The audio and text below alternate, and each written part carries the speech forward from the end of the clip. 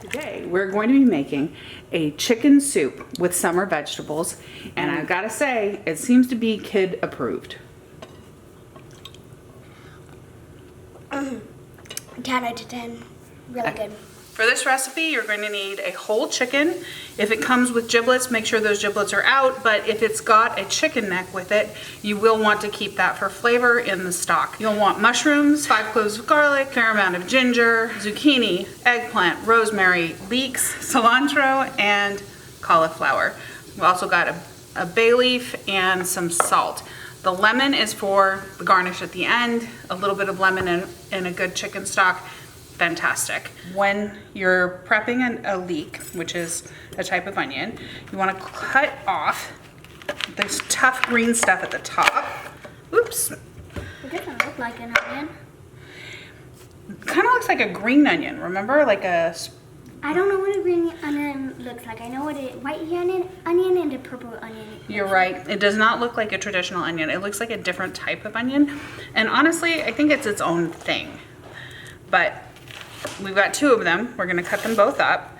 We cut them down the middle like this. These ones are really big. The slightly smaller ones, I might cut them into fewer pieces, but this one I'm going to cut into 6 strips so that we get the end size that is small enough. But once we have it like this, that's when we'll do the traditional chop, chop, chop. I like chopping it. Like this one? Yep, you want to make them nice and thin like that. Okay, let's try this let's try both. I know how to cut. Like this, but we want them thin. That's an important part of it, okay? Go, keep going. I can't see. There's too many of them. There's too many of these? Yeah. Okay. Okay, now we're going to cut these mushrooms. I'm going to show you.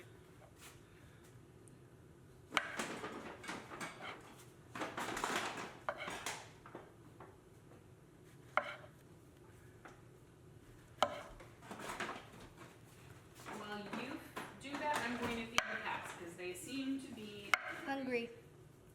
Seem to be hungry kittens. Okay, that one isn't too thin.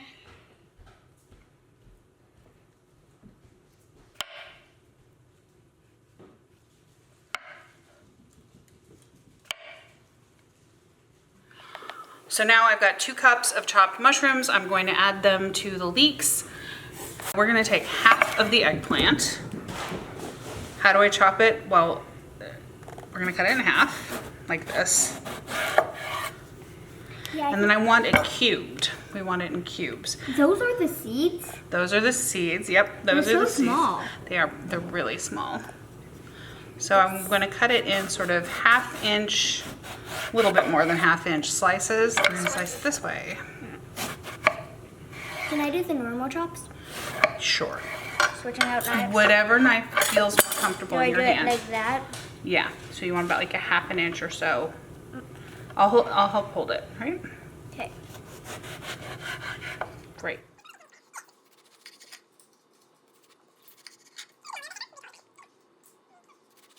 Okay, this last bit, we're going to take these 5 cloves of garlic. People can use less if they want, but this is a really big recipe because we're using a whole chicken. Can we make them into a 4-leaf clover shape?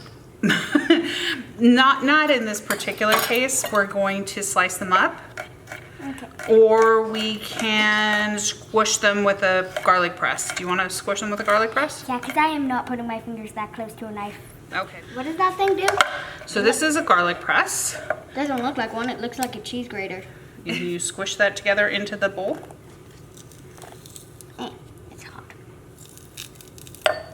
Need a little extra help, or you got it? Yeah, there you go. There it is. Oh my gosh, that. So these ingredients, the eggplants, the leeks, the garlic, the mushrooms, these ones are going to be sauteed together first. So we're going to set them aside for the first round. Okay, now we're going to cut up the rosemary and the ginger. Prep the rosemary and the ginger. We've got 2 sprigs of oregano here. This is actually smaller than I intended, but the oregano plant got a little bit hit by a different recipe. So I'm going to just chop these up. Is there an oregano plant or something? There's an oregano plant in the garden. So I went and grabbed, right before we started, I went and grabbed some oregano and some rosemary. Was that what you had to bring up? Yep. Now, normally or often, I take the rosemary and I wrap it in cheesecloth so that we don't get twigs and things. But other times I will just throw these whole twigs in there and then I'll just fish out the branches. Smart. Right? But this time I'm going to do something a little bit different. And I'm going to pull the leaves off. So this is 4 whole sprigs. Oh, this is so shiny. And we will chop them up.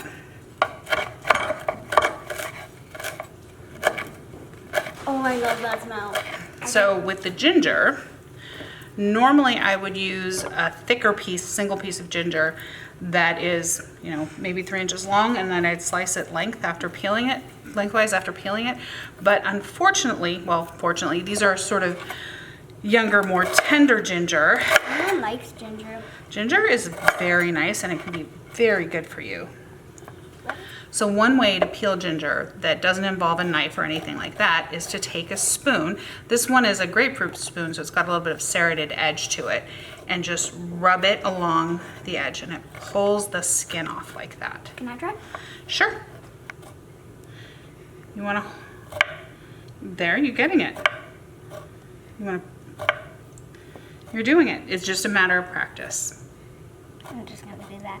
That works too. Okay, we're going to slice the ginger up Zoe still isn't. in large chunks so that we can pull it out before serving it. Why do you have to pull it out? Because you don't want to bite a big old chunk of ginger. Most people don't want to bite a big old chunk of ginger, that is. So we're going to cut this in half. We're going to get the florets, which is, if you look inside, see all this stuff? Why is it green? So these are the leaves. We're going to cut that off. It looks but like a we tree. only want the sort of the roughly, yeah, the sort of like the leaf part of the tree. The Okay. leaf part of the tree, if it's a tree. So yeah, we're going to cut it Looks like a big good tree. like this. I'll have to use a smaller knife. I'll cut around the stem. How did people find out that foods were edible or not edible? Trial and error. I've got to imagine, because there are a lot of poisonous plants out there, that there were some really big oops and mistakes as they figured this out. Isn't there like a type of tomato that's bad for you? Or like colorado tomato? I think you're thinking of a tomatillo, Yeah, probably. and that is one of those things that's poisonous if you don't cook it first. Like, you can't eat it raw. Yeah. And yeah, I have no idea how they figured out that they could eat it cooked. Although a lot of these things were never eaten raw because they do have toxins in them that break down when you cook them. So I'm cutting this in quarters, and then I'll put these face down so that you can cut them more easily. But you can cut them slices. You can cut them separately. You don't have to cut them all at the same time. I'll move those over there. I remember Mimi taught me how to use a knife well and carefully when I was like 5, maybe 6. Yeah, Mimi thinks it's important to learn how to use a knife safely. Yeah.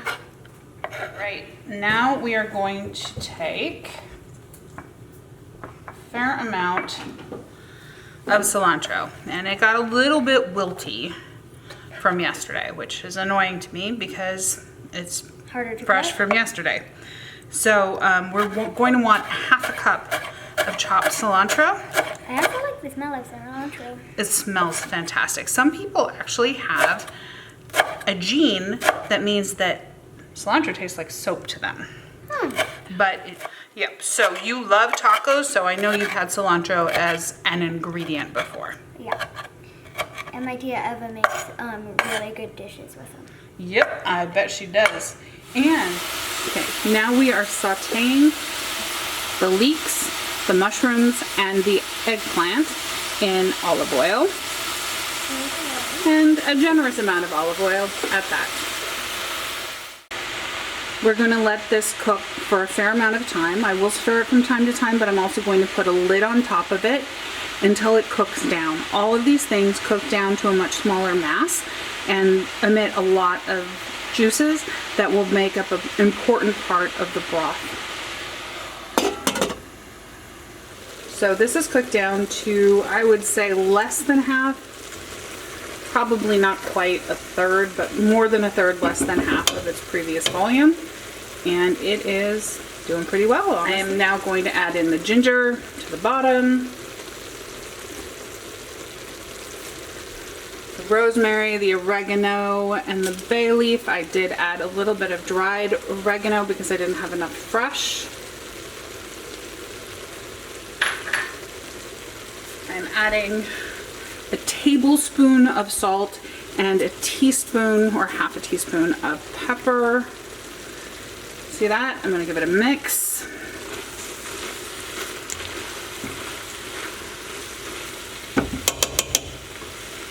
Now I'm gonna add the chicken. The chicken goes in whole, just the whole thing, like that. And I've got a little bit of chicken neck, which will go in there as well. Now I'm going to add the water.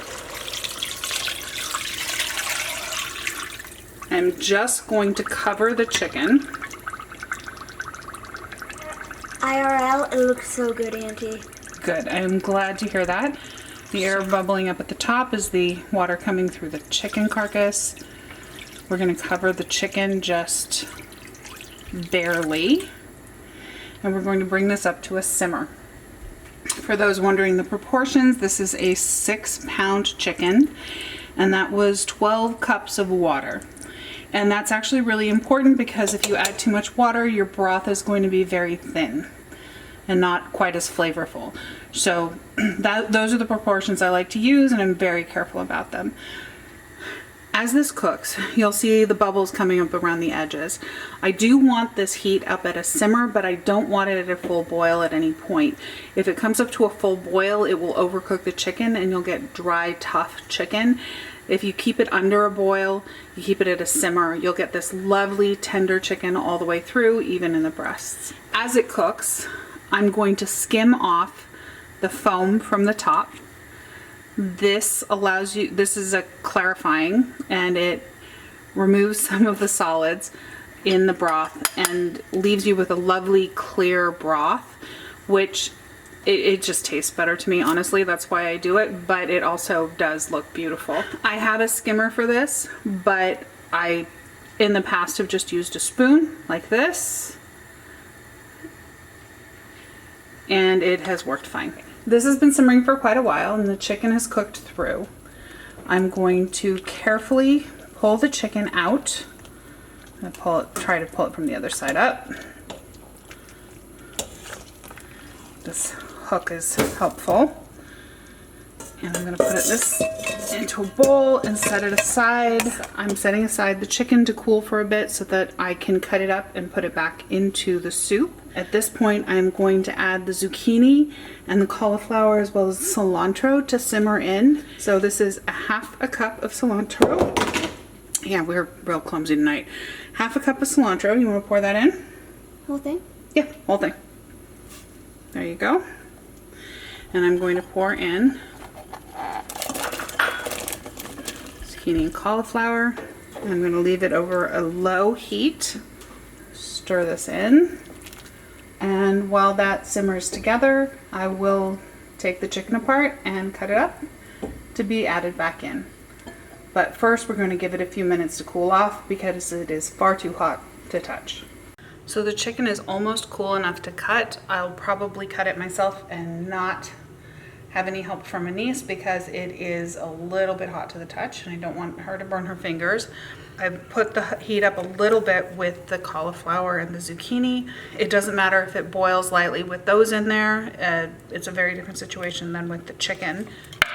So I'm going to remove the skin, which has put a lot of flavor into the dish. Don't ever use skinless chicken.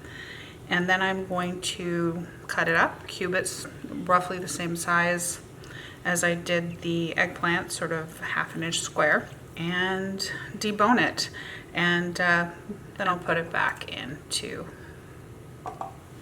the soup.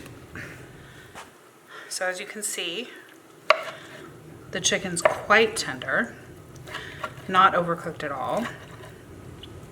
I am cutting up every single part of the chicken. Okay, I've taken it off the heat for this step, but you don't have to. It can be done on the stove as well. This is just easier for me from a camera perspective right now. I'm adding the chicken. I've removed as much meat from the chicken carcass, from the poached chicken as I can. And I'm adding it, let's see if we can get that to focus. I'm adding it back into the soup.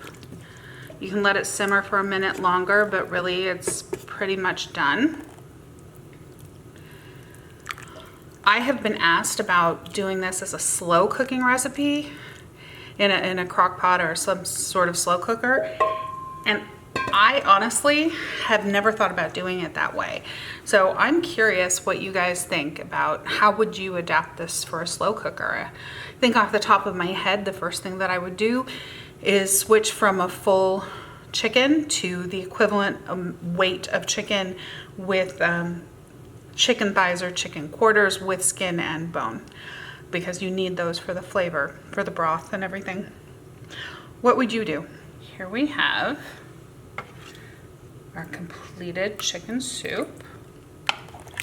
It's quite hearty. It's got a lot of stuff in it, and the broth makes itself. While this is delicious by itself, my favorite thing to do is to add a squeeze of lemon before trying it. Remember, it's hot, kiddo. I know.